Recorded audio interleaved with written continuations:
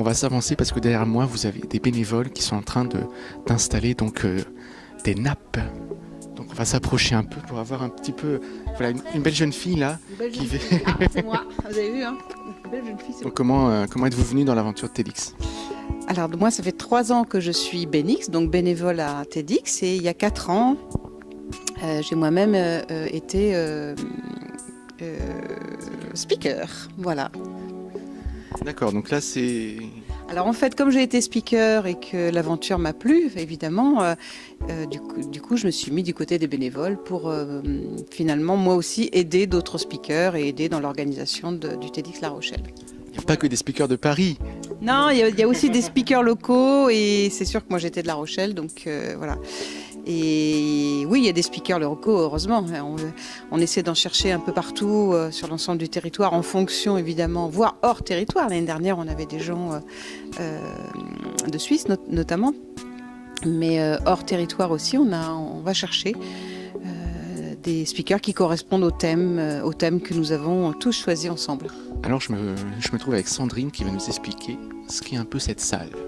Alors c'est une nouveauté de cette édition 2017. Nous avons ouvert une salle de retransmission, tout simplement parce on commence à avoir un public fidèle. Et donc la salle plénière de spectacle se remplit très vite. Ça fait 400 personnes assez rapidement. Et on avait envie de s'ouvrir à de nouveaux publics. Le spectacle en lui-même coûte un certain prix, quasiment 40 €, nous n'avons pas d'autres financements, enfin très peu de financement, donc ça couvre les frais de location de la salle. Mais on avait aussi envie de permettre à des gens de partager cette première expérience TEDx, voir la retransmission en direct. Ils partageront avec nous les lieux, donc on se retrouvera aux pauses, ils pourront rencontrer les intervenants. Et on espère que cette expérience leur plaira. L'organisation des salles, de l'espace, de l'événement, ça se passe bien? Oui, ça se passe bien parce qu'on est quand même une sacrée équipe, hein. On est une quarantaine, je crois. Je sais même plus, j'arrive même plus à compter tellement on est. Et puis finalement, chacun a un rôle précis. Donc soit dans le coaching, soit dans l'organisation, soit dans l'installation d'écho, l'accueil du public. Donc chacun a un petit rôle et le prend avec beaucoup de sympathie. Et ça, c'est ça qui est bien, quoi. Est-ce Il y a quelqu'un qui nous dit tu fais ci, tu fais ça. Je crois qu'il y a vraiment dans cette équipe BENIX cette grande souplesse et c'est ça qui est sympa.